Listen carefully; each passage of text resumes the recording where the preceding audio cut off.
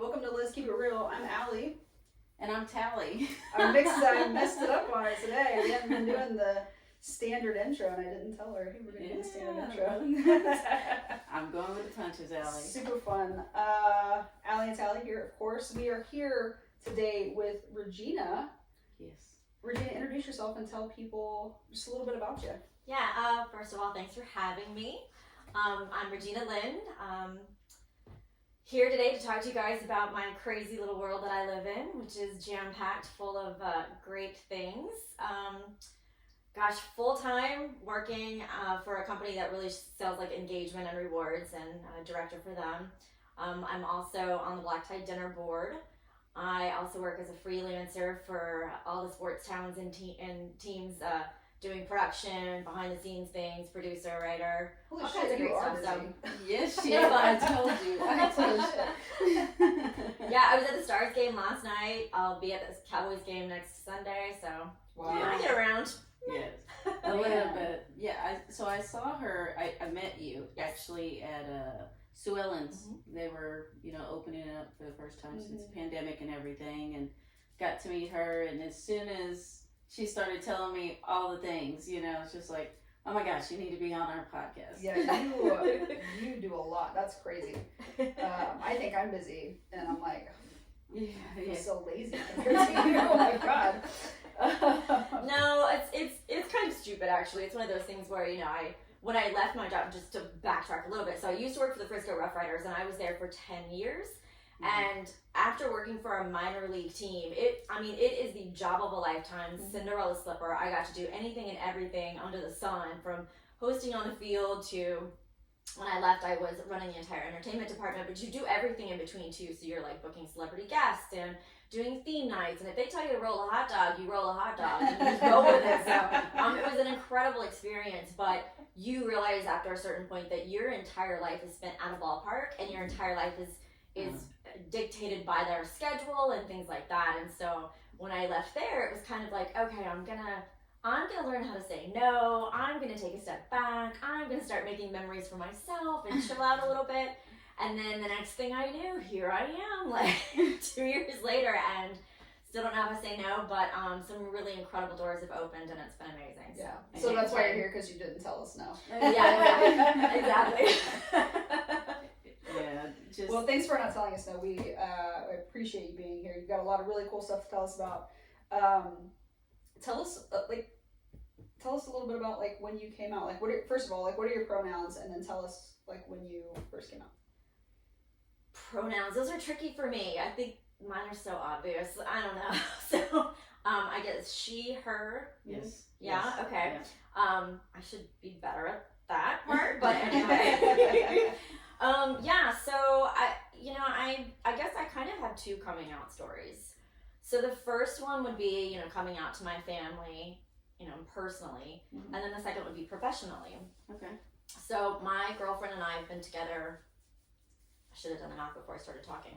I think it's going to be 24 years, 25. Wow. A long freaking time. Yeah. And we, when we first started dating, I came out pretty quickly to my family, and for the most part, like, it was not too rough. My parents had a little blip, a little like freak out moment. But then 2 weeks later, my mom was like, hey, come pick up this furniture. I want to give it to you. We're going to come over. Let's go shopping. Let's fill up your apartment. So I am super, super lucky. I've had, just an amazing, journey with my family, and anybody in my family that maybe doesn't like it or was like, ew, oh my gosh, you're going to hell. Like, it doesn't really matter to me because I'm not that close to them. Yeah. Everybody accepts it. We all love each other. But, you're closer to some family members than others.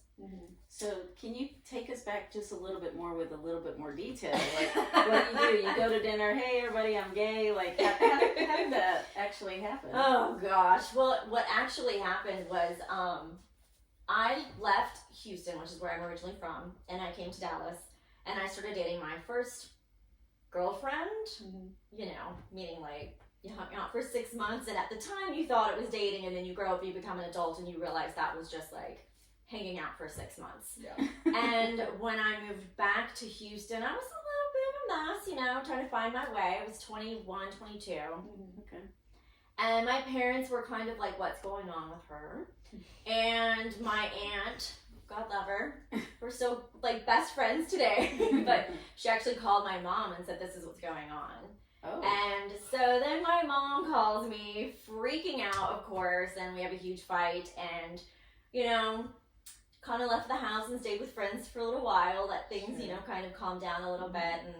And, you know, I had some stuff to go pick up there at my parents' house and, you know, move into my new apartment. And, you know, it was like, oh, your mom doesn't want to see you. She's not going to be there when you're picking up your stuff. And I went, wow. All right, that's fine. I said, you know, I've got to live my life and I've got to be happy. And, you know, I hope that you guys will eventually be okay with this.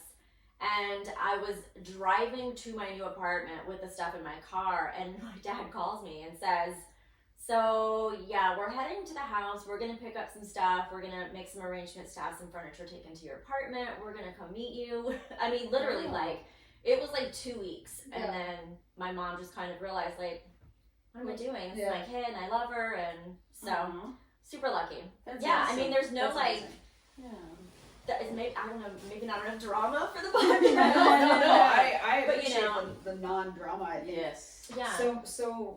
So many people assume that there is a lot of drama when some people come out, and you know, sometimes there's not, and it's just, it is what it is, and everybody's okay with it. And you know, sometimes there's like that little adjustment period, like you said your mom had, and you know, then everything's fine. I think, you know, it's good to hear the good stories too. Yes, because absolutely. Maybe that will help people realize, like, oh, it's not always terrible. Like, there's these really great families that are so accepting. I met a couple of guys a few weeks ago, and we were just, I don't remember where we were, Liquid Zoo. And there were these two gentlemen sitting at the end of the barn. They were both so good looking and smiling and just seemed so happy. And a friend of mine was like, oh, I know them. And I got, you know, to talking to them, and they just had the best story about their relationship and their son and their jobs and their families and everything. I was like, you know what? Wow. There needs to be more of these stories that are told. Yes. Like, let's share some positive light on everything as well. Yes, I think that's, you know, positive light is, I think, what's important, because we have had some, you know, not negative stories, but challenges. Yeah, and I think it's, like you said, it's important that the positive ones get out there too. I mean, it's an encouragement. It's not all terrible. People want to know that there's hope, you know? So, absolutely. So yes, we got to share both sides. So thank you for sharing that. Absolutely. Yeah, so you mentioned 2 coming out. So you came out at work. And what's that like for you? Because see, I don't really have to come out at work because I look the way I look and I dress the way I dress, and it's kind of obvious. Like, if you don't know, like, you've been living under a rock, I feel like. And my cell phone called me out at work. So there you go. But what's it like for you? What happened when you came out at work? Yeah, maybe that's where the drama is, or isn't. I don't know. We'll see. So I did not come out for a good 20-something years professionally. When I came to Dallas, my girlfriend and I had been together already for several years, and we moved here together. And I went back to school, and I went to a performing arts school. And the second I walked in, there was a lot of kids that were like calling out the gay ones, the gay students, the obvious ones. And I overheard somebody say something like, God, you know, some negative slur or something. And I immediately just went, ooh, okay, well, let me go into my little shell and keep my personal and professional life completely separate. And I just carried that on through, you know, everything I did for a very long time. But working for a minor league baseball team in North Texas, out in Frisco, like, I was terrified. It's a very conservative community. We live in the Bible Belt. It's very family friendly. I was the face of the ballpark. I was on that field hosting on camera on the video board like every single day, and all these families had all their kids around me. And I thought, gosh, what if somebody finds out and they just are like, don't want their kids around me and I lose my job? And so for every single thing I did for so many years, that just kept playing in my head. And so I was out with my family. I would go out to Sue Ellen's. I would go, you know, I lived my personal life completely separate from my professional life in every way. Like, I didn't want to get on social media. I didn't want any pictures of us posted. I didn't, all of those things. I didn't want to take pictures with friends that were gay, that were obviously gay, because I was like, well, if they see me in this picture with them, and I look back and I'm like, God, you coward, like, you sucked so bad for doing that, because I don't look gay at all, and I more or less took advantage of the fact that I could pass as straight. Yeah. I think it's interesting, that you said something, and I didn't want to interrupt you because you were saying stuff really that was good. Shit. Yeah, so honestly, I think it's interesting because I totally understand that, like, just the generation I grew up in, I watch and observe my parents not really speaking out. Mm-hmm. And I'm learning as I grow up more and more that I need to speak out and stand out and recognize that I don't want to live, in a closet, so to speak. And it took me a while to get there as well, because I always had two separate lives, even with my family, like, I don't want people to say anything. I don't want to start getting branded because I don't know the impacts of the things I worked so hard for in life, I think, now I remember what I was going to say. I think it's interesting and it's nice to hear that you had those concerns as, do you identify as a lesbian? Yes. Okay. You had those concerns as a lesbian who looks like you do, can pass as straight, right? When so much of the community that looks like myself that can't pass as straight, even if I put a wig on, they have those concerns all the time. And I think that's pretty noticeable. People know those things, but people don't know that somebody like you that can pass as straight looks and has those same concerns of, am I going to lose my job? Am I going to be, targeted? And I think that's really important for everybody to hear, that it's not just somebody that looks like me that's concerned, for their job or their safety, but also someone that can pass as straight. Yeah. Which sounds weird to say, pass as straight. Like, what looks gay, what looks straight? Like, that's... I know, and then there's all of those stereotypes and everything like that, but, which I'm not a fan of either, but, Yeah. But it is what it is. Yeah. It's the best way to describe it, for sure. Do you regret living that way? I don't think I do. I made the choices I made, and I don't really want to live in the past or live in regret. Mm-hmm. I want to take lessons from that time and move forward, Yeah. The lesson I learned was that I needed to stop hiding. I needed to start speaking out. I needed to be more respectful of my relationship than I was being. So when I did finally leave that job and moved on, I made a very bold decision and said, I refuse to do this again. Yeah. I'm not going to do it. So how does that look like when you're going, okay, well, how do I express myself? For me, it was kind of like a light switch. It just was. Just wear like a bunch of rainbows? I started, yes, absolutely. I bought rainbow dresses and I wore them every day, and I had like those little headbands that you put on that have like the glitter and the stars are all different colors. See pictures. That's really like pictures. God, if I could wear that every day, I'd be so happy. No. I think the real moment that I felt like I'm really doing this was I was on my first work trip. I was with my new boss, who I'd actually worked with, because I've been with the Cowboys. I'm on my 9th or 10th season. I'd known him already for years. And we were in Miami. We were in an Uber, headed to go see, the Marlins and the Dolphins and like do all those things. And he saw my ring. And he looked at me, he says, I don't think I've ever met your man. I said, well, you've never met my woman. And he went, that's awesome. Very cool. What's her name? And it was like it was nothing. Yeah. And I was like, and that's cool. Well, is it going to be this easy all the time? This is great. What was I doing? What was I thinking? Yeah. And so, and from that moment on, it just was like a decision, and I just was not going to hide. And so instead of like avoiding, who I'm dating, things like that at work, functions, it was just like my partner and I, my girlfriend and I, and it just kind of flowed like water. And I was like, this is it. And that's kind of when like the next little like phase of my journey in life kind of started. So I wasn't afraid to do some of the things that I'm doing now that I would have been terrified to do before. Wow. Yeah, that's fantastic. I love to hear that, how it just was like a light switch and you just turned it on. Yeah. Good. Yeah, I was just gonna say, you know, with all of that, like roughly how old were you when you came out? Probably at work. Are we talking like just?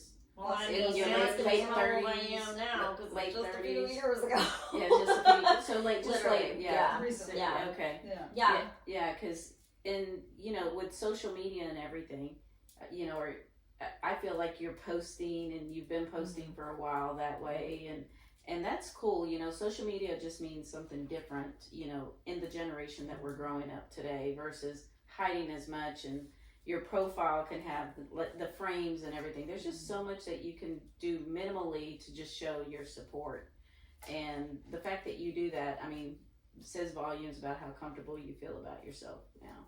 Thank you. Yeah. I used to use my social media for work only. It was, you know, it was just a platform to network and promote events at the ballpark or whatever else I was working on that definitely was not LGBTQ related in any way, shape, or form. But I remember, you know, a few years ago, it was the first like National Coming Out Day since I, you know, left and kind of like moved on. And I posted a picture of myself and Paula, and it was pictures were like 20 years apart. And I posted something that said, for the first time in my life, I'm free enough to like post this, and I'm not afraid, and I can celebrate my relationship, and I'm, you know, it's so glad I'm in a place now where I can do that. And it had more likes than anything I've ever posted on social media, and everyone I've ever worked with was like, that's awesome, so happy for you, you're in a great place, etc., etc. So it was, That's awesome. people are probably like throwing things at their phone like, you suck, you're such a but like, it just was, you know. But I think that sometimes we also, I don't know, you can take your life into your own hands and kind of control, you know, who's in your life, who you allow to hurt you, who you allow to not hurt you, and things like that. I do also want to say though, because I don't want to give minor league baseball a bad reputation at all. So I was at a promo seminar one year, and the president of minor league baseball was standing on the stage, and he was like, minor league baseball is the best league you can possibly work in, and I agree with that. And he went on to say that like, we want everyone to feel so welcome here, and we don't care about your race or, you know, religion. He's like, I don't care if you're gay or straight. And I mean, like, he was straight up saying like, please be yourself, please. But I had been there for so long that I was like, what am I just gonna like all of a sudden like like, well, the president's like, okay, oh, so everybody, I know you've known me for like 10 years, but by the way. So I just felt the need to share that you know, I don't want minor league to get a bad rap. But that's a good point. Like our allies, you know, it's interesting that we can speak stronger knowing that we have the allies that we do. And that's the part that they can play for us. You know, they're always saying, what can we do? What can we do? You could be vocal about your allyship, you know. It makes it easier for us to open up a little bit more, you know, and feel safe. And that, I think that's a common theme. We use the word, we want to feel safe, or, you know, we're concerned, and, you know, are we going to get that job opportunity? We just don't want to be singled out because of, you know, our lifestyle or sexual lifestyle. And it's a hard place to be, but our allies can just speak up like we're, you know, come out as an ally, because we're trying to come out as, you know, LGBTQ as well. Agreed. So you're a huge advocate in the LGBTQ community. Can you tell us a little bit about, you know, things that you've done or that you've been a part of? I know you mentioned like the black tie event, you're on the board for that. Tell us like what all you do for the community. So it's interesting, when I was first kind of like scanning through the questions, I was like, oh, maybe we should take this question out, because as you've just learned, like, I really haven't been an advocate, you know? And so I decided, I was like, no, let's go ahead and talk about this, because it's an opportunity to kind of open the door for everyone that, like, if you haven't been an advocate, if you haven't felt, you know, safe enough to come out, like, do it now. It's never too late, one. And then two, it's never too late to kind of start giving back to your community and helping others. So one of the things that was an opportunity that came along, my friend Brad, who we worked together at the Rough Riders years and years ago. He was my co-host one year, and we became fast friends. And he's gay, so there's that. And this year he's the senior co-chair for Black Tie Dinner, Nice. which is the largest LGBTQ dinner in the nation. Has raised over $26 million and distributed that to over, we have up to 20 beneficiaries every year. So it's an incredible organization. But he had asked me to join the board a couple of times, and I was like, look, I'm out at the ballpark all the time. I'm not really out at work. I wouldn't have time. And one of the things I did when I left that job was like, okay, I'm gonna give myself a couple months to like level out. Yeah. And then a year later, I was like, okay, Brad, I'm ready. Let's do this. And so at that time, I started volunteering on the Black Tie Dinner board, and then applied in 2019 and became a board member in 2020, which was, pretty unique year. Yeah. We didn't have a live dinner, so we did, the Black Tie Live, which aired and was phenomenal, and we still raised a lot of money, and now we're pivoting back to an in-person dinner this year, so I'm super excited about that. But all to say, I don't want to take away from those that have been out there fighting for years and have been loud and proud. And now I'm trying to do the same. So hopefully I'll get to do a whole lot more for our community. Yeah, I love that. Yeah. What about some highlights about the Black Tie? Who's going to be there? Yeah, so I'm going to use my cheat sheet. So we're really excited. Obviously, we love to have an incredible lineup. And this year we have, I'm just going to read our little list here. So first of all, we have Shangela Pierce, who she's also DJ Shangela. Yeah. She's also from RuPaul's Drag Race, so she's going to be there. We're really excited. She's going to perform. We have Jessie Tota. Bobby Barrick, Dana Goldberg is going to be there again. She's fantastic. She's ridiculously funny, but she's incredible at the live auction. One year we had Sharon Stone, and she had these leather boots, and at the end of the auction, Sharon Stone's like, let's donate my boots. We're going to auction these live, and they raised a ton of money for that. So she'll be back, and then of course we're going to honor Valletta Lil and Chris Luna for our Kukling Humanitarian Award. And then I'm really excited because we recently just announced Niecy Nash is going to be joining us this year. And then we're also, Michelle Visage, also from RuPaul's Drag Race, is going to be making an appearance virtually. She was going to be live, but then there were some complications with schedules, but she's amazing, and she's like, I really want to participate, so what can we do? Yeah. So we're like, okay, let's, we're still living in kind of a hybrid world here, so let's go ahead and, do this. And then, of course, we're super excited. Todrick Hall is back, and he is going to do a phenomenal show to close it all out. So it's going to be awesome. That sounds amazing. So we're talking about the Black Tie event, and you guys raise money, but what does the money go to? Like, what happens after? Yeah. The event? So Black Tie Dinner actually works with the Human Rights Campaign on the educational side. So they are our national partner. And then we partner with up to 20 local beneficiary nonprofits here in the North Texas area. And we work with those nonprofits throughout the entire year on different fundraising efforts, from raffle ticket sales, auction items. There's events throughout the year, which we didn't have as many this year, but hopefully we'll be back in full force next year, so next year I'll be even busier. And then after the dinner, those funds are actually all distributed back to each of the beneficiaries. So, last year, even in a pandemic and the pivot that we had to do, I think we raised, I think it was almost $900,000, and that all goes back to the beneficiaries. Wow. And then, like the year before that, it was a record-breaking, like $1.5 million. So when I say over, since 1982, it's been over $26 million that we have, I feel honored to say we, but really those that have come before me have worked really, really hard, and we're just incredibly thankful. The community is so supportive every single year, and so we're looking forward to that dinner. It's coming up on November 13th.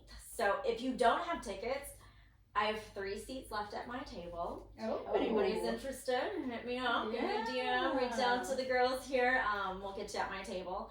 And then at the dinner, there's the silent auction, there's the live auction that I mentioned a minute ago, and then we also have Beyond the Tie, so that's a moment that's going to be like a total celebration of our beneficiaries. which is really, really close to my heart because I'm actually the committee chair for the community relations committee, and so that's going to be amazing. We'll have a fabulous little presentation, and then we'll do an ask of the ballroom with the goal for every single person in the ballroom to donate right then and there at the dinner. So wow, it's going to be amazing. It's going to be a great night. Yeah, I love that. That's incredible. really cool. Yeah, I've actually never been myself. Like, if somebody wanted to be a sponsor, is it too late? No, I think that there's still some opportunities. I mean, we're not going to say no to it. Yeah. Come on. No, actually, really, if you just go to blacktie.org, and up at the top it says become a sponsor, just click on that, and then you can scroll down, and then you can submit your information, and somebody can get back to you with how to, different ways to become a sponsor, different levels, different underwriting opportunities and things like that. Or if you just want to DM me, find me on social media, send me a message, I will get you in touch with our business development director right away. We'll see what we can do this year. And then if not this year, there's always next, because we will start planning next year, like maybe that Tuesday. We'll probably take like Sunday and Monday to take a breath, rest, and then we'll start planning 2022 right away. Because that'll be 40 years of the Black Tie. So the 40th dinner is this year. Is this year? Mm-hmm. This is the 40th. Huge. That's amazing. Yeah. Oh, we're really excited. That's really, really cool. Yeah, and y'all have probably some, protocol going on there for the event too. So. Yeah, we do. We want everyone to join us. We want everyone to feel safe. We feel that it's our responsibility to ensure that we put the protocols in place. So we are definitely asking everyone when they arrive, they should have a mask on. Mm-hmm. When they come into the hotel, they'll be directed upstairs to a registration, which is where everybody would normally register for their ticket. It's ticketless. So your registration is there, and then you'll be asked to either show your vaccination card with your ID, or you'll be asked to show a negative test with your ID, and the test has to be taken within that 48 hours of the dinner. So it's like it has to be like Thursday that you have a negative result to attend the dinner. And then we are going to ask everybody to continue to wear their masks unless they're eating or drinking, of course. So yeah. But it'll be fun. I think it'll be great. And look, it's going to be a room full of the most fabulous masks you've ever seen in your life. Let's be real. I mean, the rhinestones and the glitter is going to be everywhere. I can just see it now. That's awesome. That's I love amazing. it. I love that too. I love that y'all are keeping the protocols in place, even though everything here is pretty much open and nobody's requiring masks anymore. And yeah, we're gonna have to put some of that information on our site too, just to help share it. Yeah, definitely. Yeah. So, Regina, you're so busy with work and all of these things. What do you do for fun? Like, do you have time to have fun?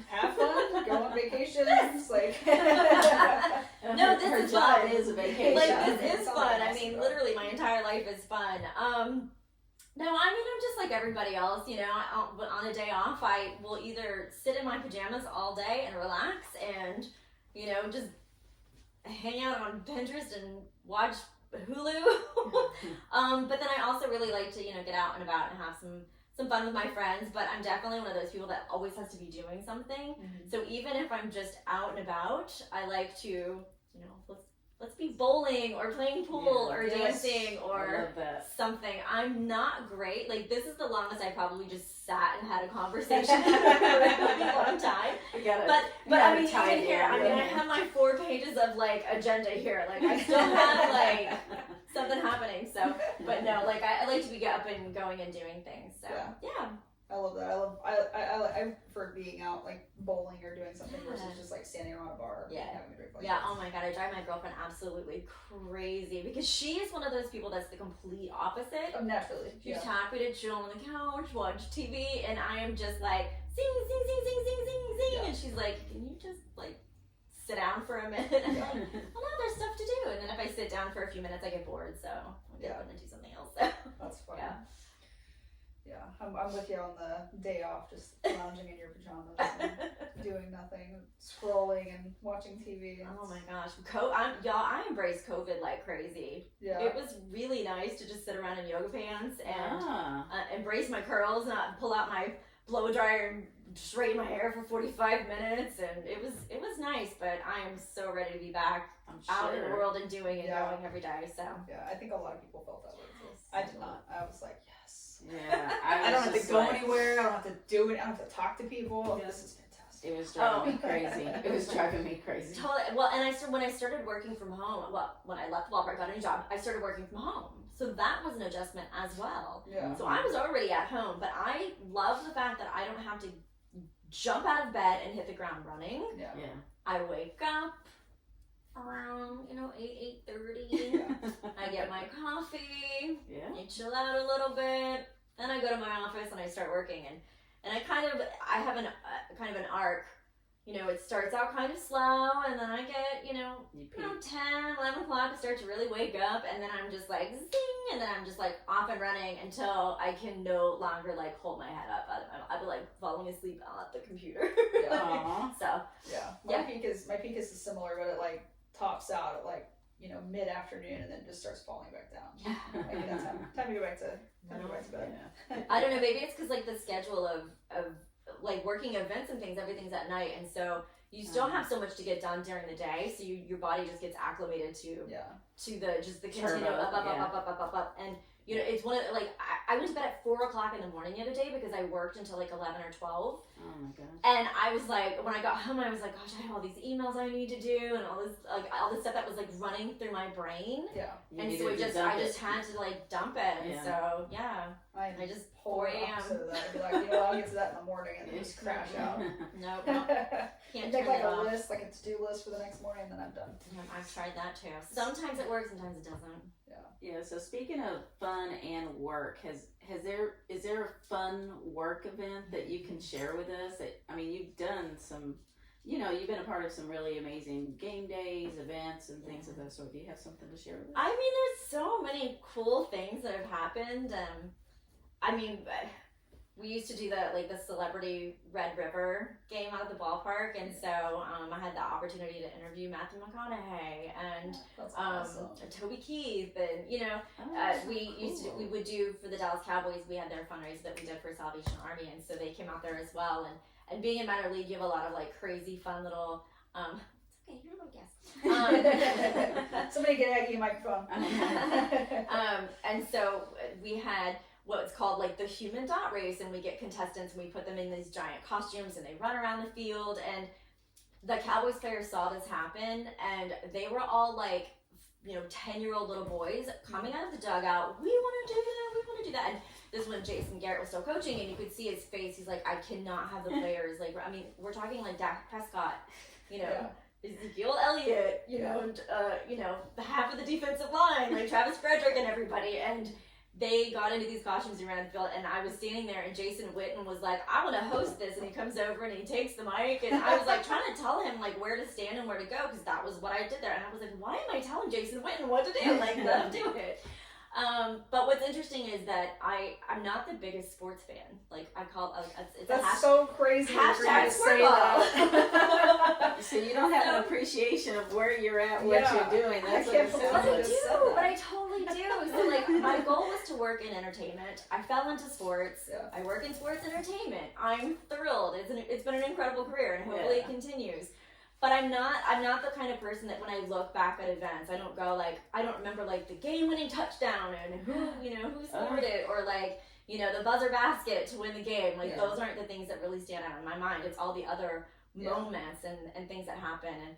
And this one, I guess it's not like super exciting, but it's a game that I'll never forget. It was the Dallas Cowboys. I'm trying not to get emotional. It was the Dallas Cowboys season opener, and it was on 9/11. Oh god. And there's, always a pregame presentation and, the celebration, memory, all of those things. And President Bush and Laura Bush were part of the opening ceremonies. And I remember standing there and just, it was all happening, and you could just hear a pin drop at one point. Mm-hmm. And you look around the entire stadium, you've got 90,000 people on their feet, and all of the things that divide us, politics, religion, race, sexual orientation, it was just kind of goes away for a minute. and you're in this venue with this incredible moment, and you just feel so united. Yeah. And so that's what I love about what I do. That's what I love about being in the venue and at the games and at the events, because it's just that one moment where people, doesn't matter, you know? Yeah. You're all cheering for the Cowboys. You're all cheering for the Rangers, the Mavericks, or, Yeah. you know, or if you're here from somewhere else and you've got your, you know, your San Francisco 49ers fans in that section with you, you're all cheering for the San Francisco 49ers, whatever it might be. Right. So it's just moments like that are what I really, really stand out for me. So. Wow. Yeah, that's a wonderful story. That is I love an that. awesome story. I love that. Are you crying? Are No. you crying? I'm just making sure. I'm not crying. Just making sure. I'm not. I've got more. You really want to make her No, cry? you do not need to make me cry, okay? That's Tally's goal, I feel like, every episode. Yes. I mean, I do have an army dad that surprised his 2 boys. I'll tell you that story. Oh. All right. I love seeing Oh, those. she's I like, love alright, seeing okay, those let me videos. tell you on this one. social media. Oh my God, they just destroyed me Yeah. in the most amazing way. So I have been at the ballpark for so many years, and I never had the opportunity to do a reuniting. Yeah. And I finally had this opportunity. The gentleman's parents called me and said, their son was coming home. He's married. He's got a couple of boys. He really wants to surprise them. So made all of the arrangements. I have to keep myself from crying. Made all of the arrangements, and they get to the game. I've got them like in a green room on the side, hiding them away. Everything's planned out, and in comes the rain. Oh no. Right? I'm like, oh, come on. Ugh. So the game was delayed, and then it was postponed. So it was going to be a doubleheader the next day. Yeah. So I went to the green room and I sat down and I was talking to the gentleman, and I was like, here are your options. It's going to be a doubleheader tomorrow. I can rebook this. I'll make all the arrangements. We can do it in the first game, the second game. I was like, but it's up to you. Do you want to see your family today, or do you want to wait? Yeah. And he looked at me and he says, this isn't about me. This is about my kids. Yeah. Oh. So he made the decision to wait. Oh my God. Got a hotel. I wouldn't have been able to wait. Like, Yeah, got a hotel, and we made the arrangements, and he did it the next day, and it was just, Oh. yeah. It was incredible. But the fact that it was just like, this is a memory I want my kids to have. I want them to have this moment. yeah. He's like, I can wait. He's like, it's Oh 12 my hours. God. I can do it. So it was a doubleheader, so it was going to be an early game. He's like, we've got to do it first game. No, I don't even care if anybody's here. First game, we've got to do it. Yeah. Okay, done. So, yeah. So that was pretty cool. Yeah. Wow. That's way awesome. cool. That's a good story. What a cool what a cool opportunity for you to have in your job to create those moments for people. Like, that's amazing. Yeah. I love that. Very lucky. Yeah. Very lucky. So just like what we're doing today, do other people interview you? Because I have to say, I've been out in public, was shopping somewhere. Somebody mentioned black tie. I was like, "Do you know Regina, by the way?" And you got a mutual friend out there that was helping me that day. He was like, "Oh my gosh, yes, I do know Regina." Like, you were popular out there. I don't feel popular at all. So I guess that's nice to hear.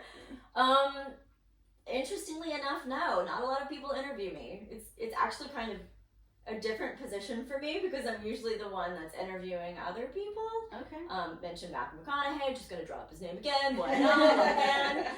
You got it. You should drop it. I mean, that's all I'm saying. All right. I don't want to drop it again. But no, so I, in addition to Black Tie Dinner and all of the other teams and things that I do, I'm also a host and producer for the Dallas Voice. So they have a digital segment called DVTV. So we go out and cover different LGBTQ plus events in the area.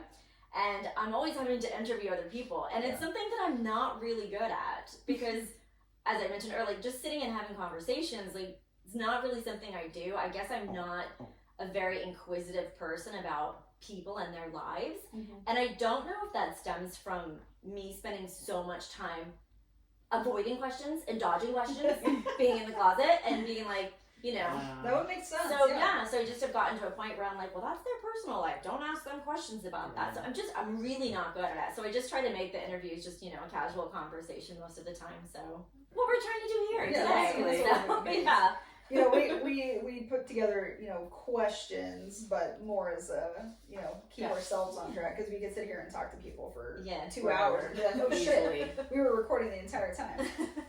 I know, I'm trying not to be like, and this, and this, and this, and this. Not to mention the rustling of the papers is not not good for audio. No, that's fantastic.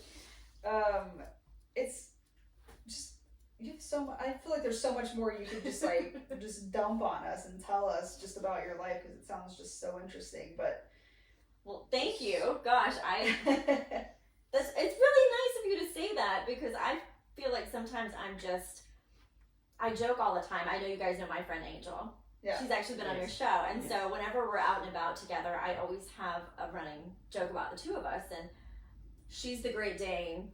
She can saunter into a room, you know, she's extremely tall, and, you know, people just see her and stop or whatever. And then I always tell her I'm her little yapping Pomeranian all the time. Like, dancing around and like, notice me, I'm here too, you know. But yeah, so anyway. But thank you. I don't know if I'm that interesting or not. I don't know. I just try to follow my heart, follow my passion. I'm so blessed. Yeah. I had a job before I moved here, and I was miserable. I mean, draw a hot bath and slit my wrist if I had to do that for the rest of my life. Yeah. So when I moved to Dallas, when I made, you know, the career change, I was all in. Yeah. And so it just, you know, something comes my way, I'm like, yeah, let's do this. And then I get anxiety about it. I'm getting nervous. I'm like, why did I say yes to this? And then I go in and I have a great time with it. So it sounds like your choices that led you here to the Dallas area have been what was right for your path and right for your life. You know, it was. And the reason I moved here was actually because Paula got a job here. Mm-hmm. And we were at a point in our relationship where it's like, make or break. Yeah. And when I moved here, I decided, like, if I'm going to pick up my life, I have to make sure that I've done it for me as well. Yeah. Mm-hmm. So that if this relationship ends, I'm not sitting here going, well, I moved here for her and I don't have anything. Right. Like, no, I did the exact opposite. I was like, nope, okay, I'm moving to Dallas. This is the path I want to take. Mm-hmm. Yeah. And I did that. And Dallas has been very, very good to me. Yeah. Yeah. So what can we see from you in 2021? Like what goals do you have for yourself to do life a little bit differently in 2021, or do you have any? Well, 2021, that's easy. There's 2021. Yeah. Oh my God. I thought 2021. My goal is to get through the dinner. Get through. No. So 2022, I think, is going to be another incredible year. So I'll go into my third year on the Black Tie Dinner Board. Hopefully, my full-time job continues to grow and blossom. It's been a lot of opportunity there because I used to do one of the things that I did. Let me backtrack a little bit here. The company I work for now, used to be called Game Changer and BP. It's had several like rebrandings, and now we've been purchased by this company that's on the NASDAQ, and so we have all these resources, blah blah. Yeah. Hopefully, it presents a whole lot more opportunities. So I'm really excited about that and what the future holds there as far as working with different markets and not just sports, but maybe cruise ships one day, or maybe we can get Broadway or some Las Vegas shows looped in. So that would be really amazing. Gosh. 2022.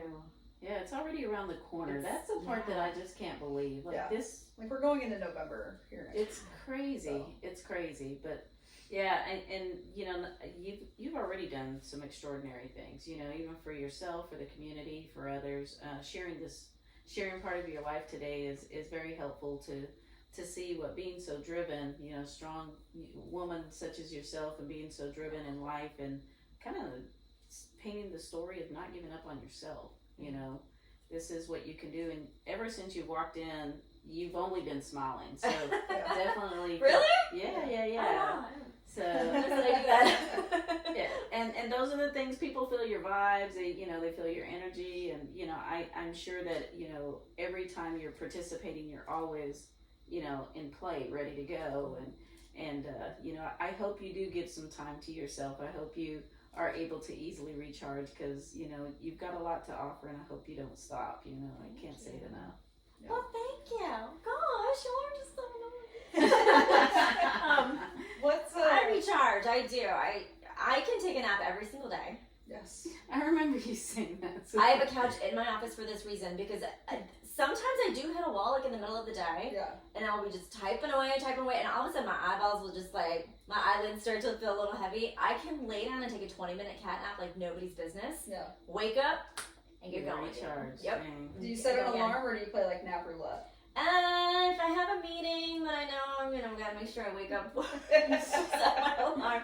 But usually you just doze off for a little bit and then just kind of wake up and go again. So I always have to set an alarm, otherwise it's like 20 minutes, 2 hours. Oh, wow. It's gonna be, yeah. I can't take a nap. Oh Period. god. I feel bad for people. I feel bad for people that can't take naps and can't sleep on a plane. Oh, I do too. Yeah. I can't really sleep on a plane. I struggle on a plane too. I sleep like the last feel like 30 minutes of the flight every single time. No matter how long the flight is, the last 30 minutes, that's when I'm out. Yeah. But the whole rest of the time. But No. people that can't take naps during the day, like I feel sorry for you, my friend. Yes. I feel sorry for me too, because there's times I'm like, why can't I just sleep for 5-10 minutes, just get myself reached? I just can't. Yeah. I Like can't. I am that person that took naps as a child for granted. Oh. Why don't kids ever want to take a nap? I mean, Because you get it's to the your first thing adult in and the all you want to do is world. take a nap. Yeah. I I know, I'm jealous of my cats. I'm jealous of my dogs. All those damn dogs do is nap all day long. Right. Snoring on Nap, the desk while I'm working. Naps and snacks. All day, every day. Yeah. Less They live in- responsibilities. They're living their best life for sure. Seriously. Yeah. One thing I also, if you don't mind, just another moment. No, please. One of the other things that I definitely wanted to touch on is the fact that with the dinner coming up, we need volunteers. Oh. I'd love to volunteer. Yeah, so, I mean, first of all, everyone, if you want to volunteer Yes. for anything, find your passion, right? I used to foster in Houston for the SPCA. Kittens everywhere. I would cry when they left, but it was the most rewarding thing ever. Yeah. Gotcha. Find your passion. And then research the different organizations. So all of our beneficiaries need volunteers. Like the organizations cannot make it and do what they do without volunteers. And that includes Black Tie Dinner. So we need I'll probably be managing 300 volunteers over the weekend. So Whoa. yeah, it's a lot. So we're always looking for fantastic people that want to come help with silent auction, come help with registration, help with the live auction. Be greeters if you just like to talk to people and want to welcome them and direct them. So it's a great opportunity. And then, we even have door greeters. So if you're a door greeter in the ballroom, you actually get to kind of be dressed up a little bit and then hang out at the doors and see the presentation and then just make sure doors open quietly and close quietly. Yeah. Sign So- up for a door. Some really great opportunities. So if anybody wants to volunteer, and if you missed the dinner this year, you can sign up right away. Just go to blacktie.org, which is where I'm just going to keep directing people. It's super easy clicks to find everything there. Yeah. You can buy raffle tickets online there. You can make donations there. You can sign up to be a volunteer. You can get the sponsorship information. But yeah, if we don't get you signed up this year, the email's going to come directly to me. So if you sign up to be a volunteer, so I will email you back personally. We'll get you on board, and like I said, we're going to have a lot more events next year. So Well, hopefully that sounds even more You're making it opportunities. easy. Yeah, so. we're making it really easy. Regina, if you could, leave our listeners with not something necessarily about volunteering or the event, but just some life advice that you've learned over the past several years. I don't feel qualified at all to give people advice. We're It's not the qualified for craziest any of this thing. shit, but something that Yeah. you've learned that can help somebody else that's maybe Yeah. What? struggling or something. Yeah, so Yeah. I am the type of person I mentioned earlier. It's like people will ask me to do things and I'll go, yeah, sure, I'll do that. And then I go, I don't know what I'm doing. Why did I say yes to that? So I recently, with the acquisition of the company I work for, they're doing a lot of these kumbaya moments and get to know, and I have to answer all these questions, and I'm just like, stop asking me questions. That whole wall guard thing. And they're like, well, what are some quotes that you live by? And every time I write a quote, I find myself quoting drag queens a lot. Oh my god. Which is amazing, right? Because they're the best. You could quote them all day. They're hilarious. So, if I'm having a day and somebody's in my face, not today, Satan. Not today. Thank you, Bianca Del Rio. I can't remember this queen's name. She was super funny and she won one year, but she was kind of like the underdog on the show. And she would just like kind of like stop herself and say, "It's water off a duck's back. It's water off a duck's back." So if I wasn't as oblivious as I am sometimes to people and they don't like me, I actually don't even know it. Just water off a duck's back. So, you know, I'm frustrated at work or people are stepping on my toes. Yeah. Well, it's funny too because somebody was like, "What does that mean?" And I was like, "Oh, well, if you ever see." Exactly. You've never seen a duck have you in the never water seen a duck in the water? Like, they go into the water and they come up, and I was like, just slide right off. I was like, just brush it off.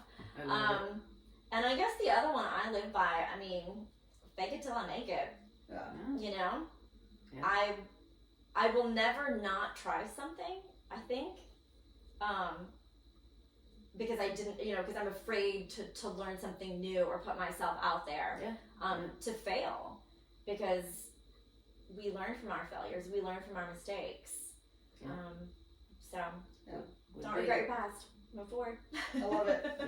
So With big That's risks all this come girl's big got. rewards. Yeah, I love it. Thank you so much for joining Yeah, us. Really of course. appreciate it, especially, you know, coming out here, sitting for an interview. I know this has probably been killing you for the last hour. Yeah, or so. No, it's great. It's been fun. I haven't talked about myself this much in a really long time. Believe it or not, I'm a Leo, and it's when I wrote out these quotes, I was like, "Oh my god, I sound like a narcissist. This is crazy." This is the first time I really sat and just kind of like Yeah, far from it. Yeah. verbal vomit. No, it was fantastic, and we appreciate you coming out here Great. and taking time and spending time with us and telling everybody, you know, a little bit more about, you know, Black Tie event specifically since it's coming up in the next couple of weeks. Thank And you. you know, thanks to Tally for running India and setting this up, and yeah, it's been fantastic. Yes. Well, thank you both for having me. Thank you for giving myself and others this platform on Let's Keep It Real with Ali and Tally. Yeah. Thanks, Well, Regina. These ladies are fantastic. If you get a chance, be on their show. Do the thing. yes. Thank you for keeping it real with us today. Yeah. Thank you. Thanks, everybody.